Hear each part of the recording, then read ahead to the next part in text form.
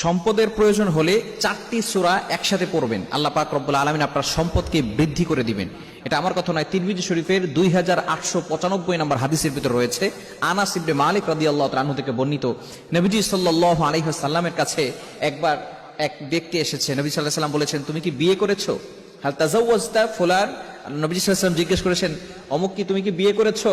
তখন সে বলতেছে, ইয়া রাসূলুল্লাহ, আমি বিয়ে করি নাই, আমার কাছে সম্পদ নাই। তখন নবীজি সাল্লাল্লাহু আলাইহি ওয়াসাল্লাম এই 4টি সূরার কথা বলেছেন। তুমি কি এই সূরাগুলো জানো না? তুমি এই সূরাগুলোর আমল করো।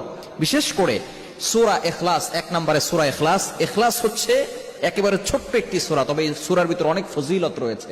সূরা ইখলাস আমরা সকলেই জানি, কুল হুয়াল্লাহু আহাদ আল্লাহুস সামাদ লাম ইয়ালিদ ওয়া লাম ইউলাদ ওয়া লাম ইয়াকুল লাহু কুফুয়ান আহাদ। এই সূরার ভিতরে আল্লাহ তাআলার পরিচয় রয়েছে, আল্লাহ পাক রব্বুল আলামিনের একত্ববাদের ঘোষণা রয়েছে। নবীজি সাল্লাল্লাহু আলাইহি ওয়াসাল্লাম যখন মক্কার ভিতরে দাওয়াত দেওয়া শুরু করলো, তখন